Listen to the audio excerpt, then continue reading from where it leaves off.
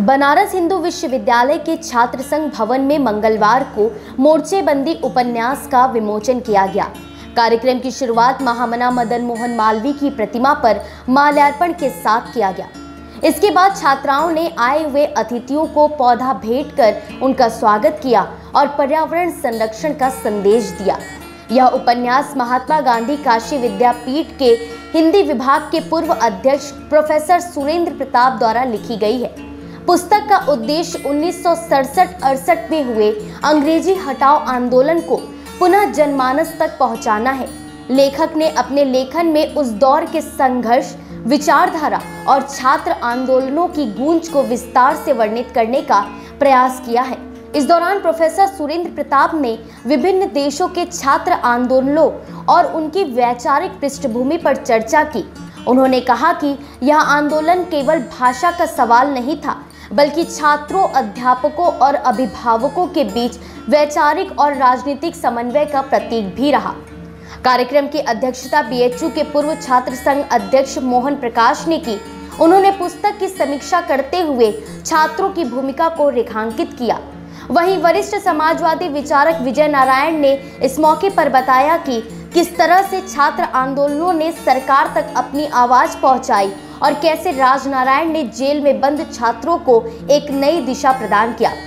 Professor दीपक मलिक ने छात्र राजनीति की उपयोगिता पर अपने विचार रखे, जबकि हिंदी विभाग के पूर्व अध्यक्ष प्रोफेसर बलराज पांडे ने विश्वविद्यालय की समसामयिकता और आंदोलनों के संदर्भ में पुस्तक को महत्वपूर्ण बताया।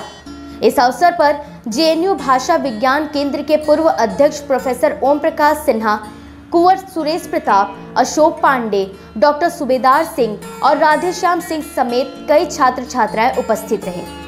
ये बनारस हिंदू यूनिवर्सिटी के ऊपर दूसरा उपन्यास है और इसका जो आपने पूछा कि इसका विमोचन का कारण क्या है, तो ये उपन्यास भाषा समस्या को लेकर लिखा गया। भारत में जो तमाम भाषाएं हैं और भाषा शुरू से देश की आज़ादी के पहले से भाषा की समस्या बनी हुई है और हिंदी को राजभाषा बनाना चाहते थे गांधी जी और बहुत सारे लोग, वो बन नहीं पाई। इस उपन्यास में उसको लेकर लिखा गया कि कांग्रेस सरकार ने संविधान सभा में इस पर बड़ी लंबी चौड़ी बहस की और फिर 15 साल के लिए 1965 तक के लिए अंग्रेजी में सारे काम काज को चलने की वो प्रस्ताव पास किया संविधान सभा में।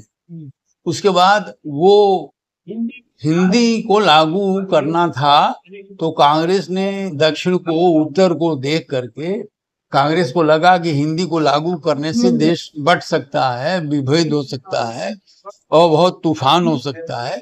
तो कांग्रेस ने फिर से हिंदी को अनिश्चित काल के लिए अंग्रेजी को में कामकाज के लिए उसी को लागू कर दिया। तो अनुच्छेद में इसको लेकर काफी बदलाव हुए। उसमें स्पष्ट कहा गया कि अंग्रेजी ही न्यायपालिका, कार्यपालिका की भाषा रहेगी। तो इसमें बहुत विस्तार से इसका उल्लेख इस उपन्यास में किया गया है।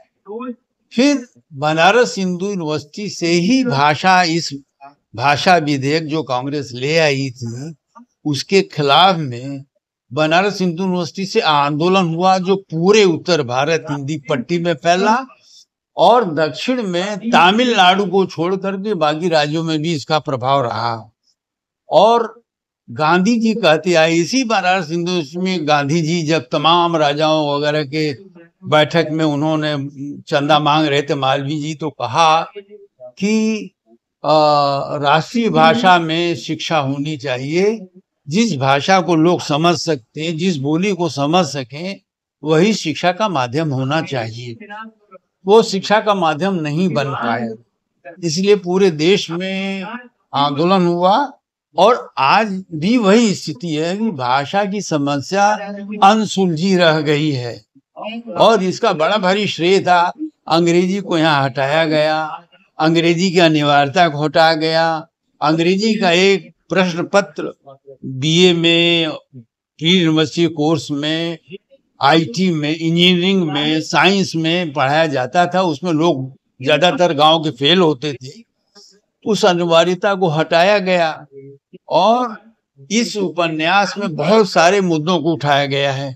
जैसे छात्र संघ ने तमाम मुद्दे उठाए कि ये खुला दाखला होना चाहिए, शिक्षा सस्ती होनी चाहिए, सभी समितियों में छात्रों की भागीदारी होनी चाहिए, बेरोजगारी का भत्ता मिलना चाहिए, स्वास्थ्य का परीक्षण ये है फ्री होना चाहिए और उनको फेलोशिप मिलनी चाहिए, बुक बैंक की सुविधा मिलनी चाहिए।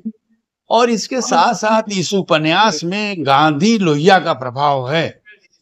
सत्याग्रह के माध्यम से बहुत से लोगों का हृदय परिवर्तन हुआ और वो पढ़ाई वढ़ाई छोड़ करके सत्याग्रह में शामिल हो गए, जो एक बड़ा सत्याग्रह था जो बाद में ठप हो गया।